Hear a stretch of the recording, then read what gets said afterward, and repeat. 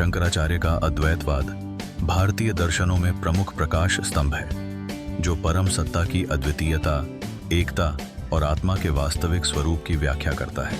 यह दर्शन 4 वेदों, उपनिषदों, ब्रह्मसूत्र, भगवद गीता और पुराणों के गहन अध्ययन पर आधारित है। शंकराचार्य ने इसे इस प्रकार स्पष्ट किया कि आत्मा सच्चिदानंद है और यह ब्रह्म के साथ अविभाज्य है। शंकराचार्य ब्रह्म को छोड़कर किसी भी सत्ता को सत्य नहीं मानते हैं। वे कहते हैं कि ब्रह्म पारमार्थिक सत्य है।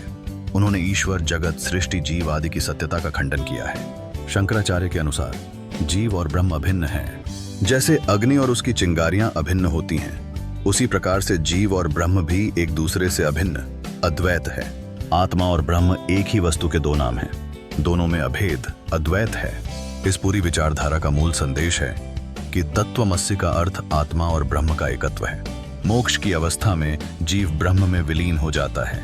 वह ब्रह्म के समान नहीं होता, बल्कि खुद ब्रह्म से एकाकार या ब्रह्म ही हो जाता है। इस तरह दोनों के बीच अज्ञान की वजह से जो द्वैत था, उसका अंत हो जाता है। यह उपनिषदों में निहित परम सत्य का अनावरण करता है, जहां ब्रह्म अनंत, अज्ञेय और निराकार परम तत्व है। नेति नेति सिद्धांत को वे ब्रह्म व्याख्या का आधार मानते हैं। अपना तीव्र निषेधात्मक प्रवृत्ति के कारण वे ब्रह्म को एक कहने के बजाय अद्वैत, जो 2 नहीं है, कहते हैं। उनके मुताबिक भावात्मक शब्द ब्रह्म को सीमित कर देते हैं। इस कारण से शंकराचार्य ने निर्गुण निराकार ब्रह्म को शब्दों में बांधने का प्रयास नहीं किया है। शंकराचार्य ने तात्विक दृष्टिकोण से यह बताया कि हमारा व्यक्तिगत पहचान केवल भ्रांति है, जो माया के कारण भौतिक अस्तित्व के भ्रम से उत्पन्न होती है। शंकराचार्य ने अपने विचारों को प्रामाणिकता देने के लिए कई ग्रंथों की रचना की, जिनमें ब्रह्मसूत्र भाष्य, तैत्तिरीयोपनिषद भाष्य और अच्युताष्टकशतकम शामिल हैं। इन ग्रंथों में उन्होंने अद्वैत के सिद्धांत को स्पष्ट और सरल रूप से प्रस्तुत किया है। उनका मत है कि ज्ञान के माध्यम से ही हम परम तत्व की अद्वैतता को समझ सकते हैं, जो आत्मा के ब्रह्म से जुड़े होने की अनुभव को दर्शाता है। वेदांत दर्शन भारत का सबसे अधिक विकसित एवं महत्वपूर्ण दर्शन कहा गया है। वेदांत दर्शन की महत्ता के कारण यूरोपीय विद्वानों ने काफी समय तक भारतीय दर्शन का अर्थ वेदांत दर्शन ही माना था। उपनिषद को वेदांत दर्शन का आधार कहा जाता है। प्राचीन काल में केवल उपनिषद को ही वेदांत कहा जाता था। कारण यह था कि ये उपनिषद वेद के अंतिम भाग थे। चूंकि उपनिषद वेद का अंत, सार रूप माने गए, इसलिए उन्हें वेदांत कहा गया। कालांतर में उपनिषदों से जितने भी दर्शनों का विकास हुआ, उनको वेदांत कहा जाने लगा। वे दृष्टि और विभाजन के मध्य संबंध को भी विवेचित करते हैं। उन्होंने इसे इस तरह बताया कि जैसा हम देखते हैं, वैसी ही वास्तविकता है और अद्वैतवाद के माध्यम से हम इसे पहचान सकते हैं। उन्होंने व्यापक दृष्टिकोण में यह स्पष्ट किया कि सभी जीवधारी, चाहे वह मनुष्य हो या कोई अन्य प्राणी, अंततः उसी ब्रह्म का हिस्सा हैं। इससे एक करुणामयी दृष्टिकोण प्रकट होता है, जो हमें आत्मा के साथ एकता में जोड़ता है। शंकराचार्य का अद्वैतवाद केवल एक दार्शनिक धारणा नहीं है, बल्कि यह एक जीवंत अनुभव का मार्ग भी है। यह एक ऐसा साधन है जिसके माध्यम से हम अपने भीतर के सत्य को पहचान सकते हैं। शंकराचार्य ने ध्यान और ज्ञान प्राप्ति के माध्यम से इस अनुभव को आत्मसात करने की प्रक्रिया को समझाया है।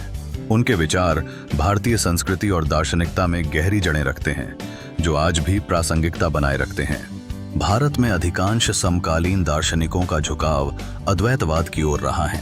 अंत में शंकराचार्य का अद्वैतवादी दर्शन हमें एकता, प्रेम और ज्ञान की ओर प्रेरित करता है और यह शिक्षा देता है कि भेदभाव से परे वास्तविकता केवल एक है।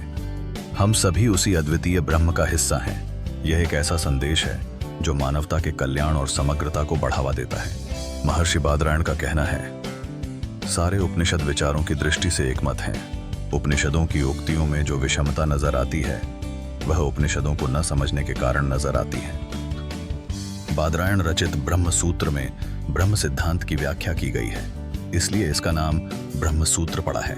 ब्रह्मसूत्र को वेदांत सूत्र भी कहते हैं, क्योंकि वेदांत दर्शन इसी ब्रह्मसूत्र का प्रतिफल या परिणाम है। इसके अलावा ब्रह्मसूत्र के शारीरिक सूत्र, शारीरिक मीमांसा तथा उत्तर मीमांसा आदि नाम भी हैं। महर्षि बादरायण रचित ब्रह्मसूत्र। ब्रह्मसूत्र को निम्न 4 भागों में बांटा गया है। 8 पहला अध्याय ब्रह्म विषयक विचार। 2 दूसरा अध्याय ब्रह्म की सत्ता का तर्क द्वारा पुष्टिकरण और विरोधी दर्शनों का खंडन। 3 तीसरा अध्याय ब्रह्म साधना से संबंधित सूत्र। 4 चौथा अध्याय मुक्ति के फलों के संबंध में चर्चा। कहा जाता है बादरायण के ब्रह्मसूत्र का बातें काफी संक्षिप्त एवं दुर्बोध प्रकार की थीं। इस वजह से भारतीय समाज के अंदर इनको लेकर कई प्रकार की शंकाएं व्यक्त की गईं। इन शंकाओं का समाधान करने के लिए ब्रह्मसूत्र को लेकर भारतीय विद्वान भाष्यकारों ने अलग अलग भाष्यों की रचना की। हर भाष्यकार ने अपन भाष्य की पुष्टि हेतु वेद और उपनिषदों में वर्णित विचारों का उल्लेख किया। विभिन्न भाष्यकारों के कारण वेदांत दर्शन विकसित हुआ। कई संप्रदायों का निर्माण इस दर्शन से हो गया। शंकराचार्य, रामानुजाचार्य, मध्वाचार्य, वल्लभाचार्य तथा निम्बार्काचार्य आदि विभिन्न महापुरुषों ने वेदांत दर्शन के ब्रह्मसूत्र पर अलग अलग भाष्यों की रचना की।